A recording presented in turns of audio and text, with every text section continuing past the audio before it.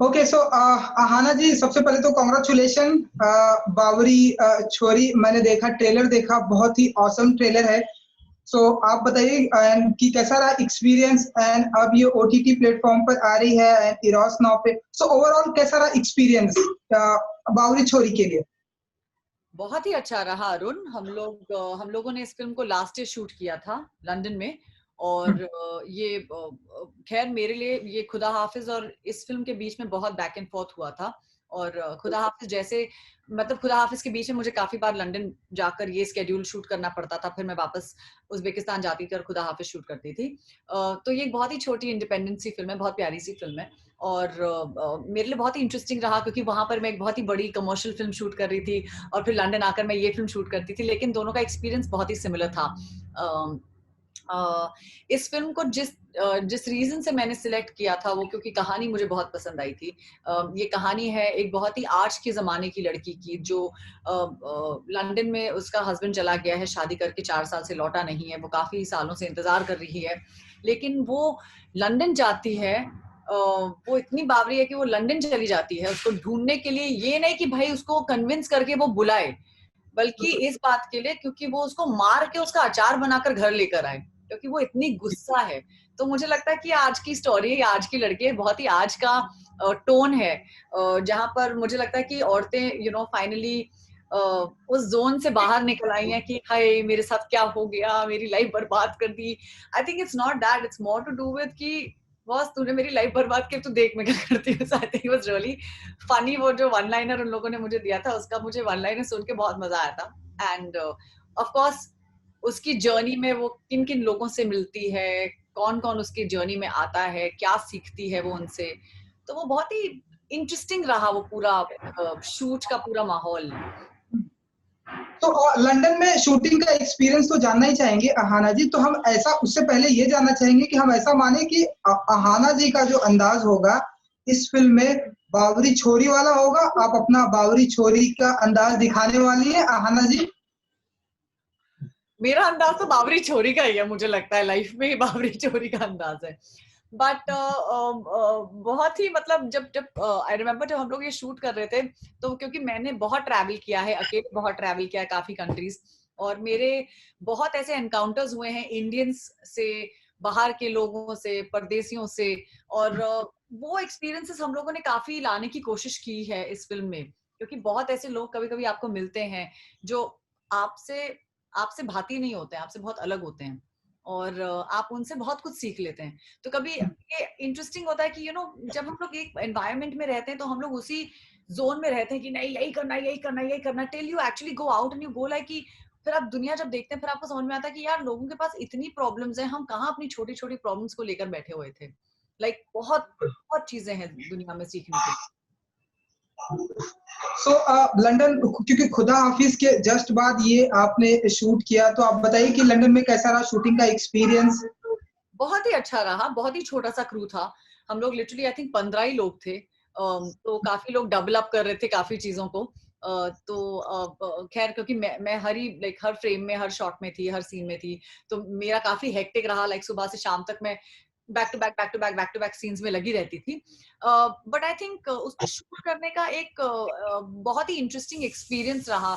जब आप independent films में काम करते हैं ना, तो इंडिपेंडेंट फिल्म से बहुत बड़े बजट्स नहीं होते हैं, छोटे छोटे बजट्स होते हैं। तो बिल्कुल। आप तो मतलब कभी यहाँ बदल लिए कपड़े, कभी वहां बदल लिए कपड़े, कभी यहाँ रुक गए, कभी इसके घर में शूटिंग कर ली, कभी इट वाज इंटरेस्टिंग। तो आई थिंक कि मैंने बहुत दिनों के बाद एक ऐसी इंडिपेंडेंट फिल्म पे काम किया था जहां पर, क्योंकि लिपस्टिक भी जो हम लोगों ने शूट की थी तो वो एक इंडिपेंडेंट फिल्म थी। एंड आई रिमेम्बर कि हम लोग काफी बार चौक में कभी किसी के घर पे जाके चेंज कर लेते थे, क्योंकि वैनिटी नहीं होती थी वहां पर, तो कभी किसी के घर पे जाके चेंज कर लिया, कभी यहाँ पर आके रुक गए, कभी किसी की दुकान पे बैठ गए, वहां पर शॉट लग रहा है तो किसी और की दुकान पे जाके बैठ गए। तो ये उसका एक अपना ही मजा होता है। तो आई थिंक हम लोग ने लंदन को इंडिया ही बना दिया था। एंड उस दौरान मतलब कोविड भी चल रहा था, या फिर अभी तब तक कोविड का कुछ ऐसा नहीं था? Okay okay okay. सो और बताइए कि ये इस बार हम देख रहे हैं कि ओटीटी प्लेटफॉर्म पर आने वाली है। अब तक हमने आपकी जो, हालांकि खुदा हाफिज भी हमने ओटीटी प्लेटफॉर्म पर देखी। सो इस दौरान, कोविड के दौरान हम देख रहे हैं कि ओटीटी प्लेटफॉर्म बहुत ही स्ट्रांग हो गया है, एंड अब इरोस नाउ पर आपकी ये फिल्म आ रही। सो कैसे देखती हैं इस ओटीटी प्लेटफॉर्म को अहाना जी? मैं बहुत ही अच्छी तरह से देखती हूँ, क्योंकि अब लोगों के पास ऑप्शन नहीं है बट हमारा काम देखने का। तो वो एक तरह से अच्छी ही बात है, क्योंकि और कोई तरीका नहीं था लोगों को अपना काम दिखाने का। तो आई फील कि 2020 एक ब्लेसिंग रही है, ना कि सिर्फ मेरे लिए बल्कि काफी एक्टर्स के लिए जो काफी सालों से काम कर रहे हैं। और हम लोगों को वो अपॉर्चुनिटीज नहीं मिलती हैं जहां पर हम बहुत ही ज्यादा मतलब बड़ी बड़ी फिल्में करें। छोटी फिल्मों में, बड़ी फिल्मों में छोटे छोटे रोल्स मिलते हैं, कभी कभी छोटी फिल्मों में बड़े रोल्स मिलते हैं, लेकिन लोगों को हमारे बारे में इतना पता रहता नहीं, इतना अंदाजा होता नहीं है। तो I think it was very interesting कि इस साल इतने एक्टर्स इमर्ज होकर आए हैं, लोगों ने इतने एक्टर्स का काम देखा है, इतने एक्टर्स को सराहा है, इतने एक्टर्स को पसंद किया है। तो ये एक तरह से हम सभी के लिए एक ब्लेसिंग रही है इस ईयर में। इनफैक्ट मेरे लिए तो बहुत बड़ा कॉम्प्लीमेंट था। मेरी फ्रेंड ने मुझे मैसेज किया, शी इज लाइक तुमने कोई प्लेटफॉर्म छोड़ा है? तो अब वो हंसने लगी, वो बोलते कि अब तो तुम्हारी वजह से इरोस नाउ का सब्सक्रिप्शन भी लेना पड़ेगा। तो मैंने कहा लो फिर। तो आई जस्ट थिंक कि हमारे लिए तो बहुत ही बड़ी बात है कि हमारा काम रिलीज होता है। एंड अहाना जी, अगर हम लाइक बावरी छोरी या बावरी छोरे की बात करें, ये जो वर्ड है नॉर्थ इंडिया से आता है। नॉर्थ इंडिया में पंजाब में एंड इस तरह से लोग बोलते हैं ये छोरा बहुत बावरा हो गया, छोरी बहुत बावरी हो गई। ऐसे बचपन से अहाना जी ने ऐसा कोई काम किया जब आपके घर वालों ने आपको बोला कि ये जो अहाना है बहुत ही बावरी हो गई है? आई थिंक मुझे बचपन से क्या, मेरे घर वालों ने आज तक ये बोलना छोड़ा ही नहीं है। जी। तो मेरी मम्मी मुझे झबरी बिल्ली बुलाती हैं, और वो हमेशा से मुझे झबरी बिल्ली बुलाती हैं। और क्योंकि मैं हमेशा सबसे लड़ती थी, मैं बहुत झगड़ालू किस्म की थी। मैं बहुत ही मतलब कोई कुछ बोल देता था तो मैं मतलब घुसा घुसा मार देती थी। तो मैं हमेशा से मतलब बहुत ही I won't say problem child रही हूँ, लेकिन मैं बहुत झबरी रही हूँ हमेशा से, बचपन से। तो मेरी मॉम तो मुझे हमेशा से झबरी बिल्ली बुलाती हैं, तो इवन नसीर से मुझे झबरी बिल्ली बुलाते हैं उसकी वजह से। अब हम भी आपको शायद इवेंट पर कभी झबरी बिल्ली बुलाएंगे। बिल्ली मत बुलाना, झबरी बिल्ली बुलाना।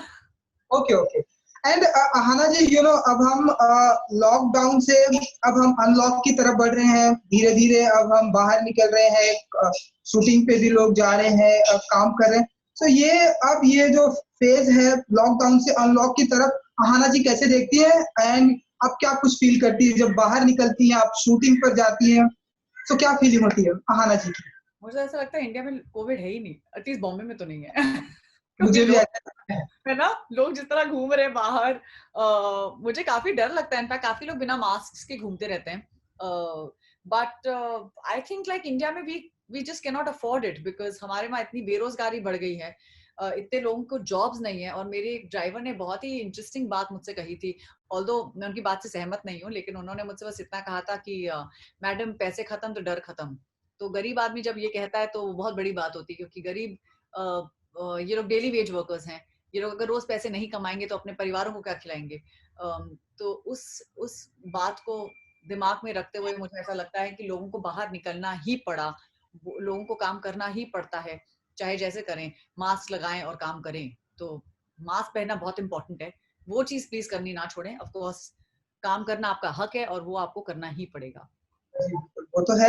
एंड लॉकडाउन के दौरान ऐसा कोई काम आपने सीखी, ऐसी कोई एक्टिविटी सीखी जो आपके घर वालों ने आपको बोला कि ये बावरी हो गई है, या फिर ऐसा कोई नई एक्टिविटी सीखी अहाना जी ने लॉकडाउन के दौरान?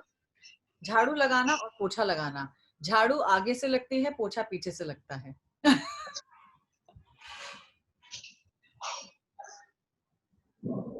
सॉरी, जी जी झाड़ू पीछे से आगे लगती है, पोछा आगे से पीछे लगता है। जी जी। तो वो सीखा, मतलब काफी चीजें सीखी, लेकिन घर का काम करना, नॉर्मल एक नॉर्मल जिंदगी जो होती है, जैसे मतलब हम लोग, क्योंकि शूट पे हम लोगों को इतनी आदत होती है, लोग आजू बाजू घूमते रहते हैं, इतना कुछ चलता रहता है हमारे आजू बाजू। तो आपको कभी कभी एक दुनिया थोड़ी धुंधली सी नजर आती है। मुझे लगता है कि लॉकडाउन ने काफी हम लोगों को क्लैरिटी दी है कि भाई अपने ऊपर ध्यान दो, अपने परिवारों पर ध्यान दो, अपने दोस्तों को करीब रखो जो तुम्हारे तुम्हारे प्यारे दोस्त हैं, जिनसे तुम बना के रखोगे तुम उनसे वैसे ही बना के रखोगे, चाहे तुम उनसे मिलो या ना मिलो। तो आई थिंक काफी चीजें सिखाई लॉकडाउन ने। मैंने बहुत समय बिताया अपनी हेल्थ पे काम करते हुए। मैंने बहुत भागना शुरू किया, बहुत साइकिलिंग की। बॉम्बे को मैंने प्लेग्राउंड बना दिया था, तो मैं अंधेरी से हाजी अली फोर्ट साइकिलिंग करके जाती थी, फिर वापस साइकिल करके आती थी नारियल पानी पीकर या जूस वूस पीकर या चाय वाय पीकर किधर से। तो काफी कुछ किया मैं। अब मैं आराम से 15 किलोमीटर भाग लेती हूँ, क्योंकि मैंने बहुत रनिंग पे बहुत ध्यान दिया अपने हेल्थ पर, और मुझे रनिंग बहुत पसंद है करनी। I really enjoy running. तो आई रियलाइज कि मैं पहले जिम क्यों नहीं जाती थी, क्योंकि मुझे जिम जाना पसंद ही नहीं है। मुझे आउटडोर एक्टिविटीज का बहुत शौक है, क्योंकि मैंने बचपन से की है वो। और क्योंकि हम एक्टर्स हैं, तो हमारे दिमाग में एक चीज हमेशा से बिठाई जाती है कि भाई जिम जाओ, ये करो, वो करो, you know. I just think कि सबसे इंपॉर्टेंट चीज है कसरत करो, कहीं भी करो, पार्क में करो, प्लेग्राउंड में करो, रोड पे करो, किधर भी करो, लेकिन कसरत करो।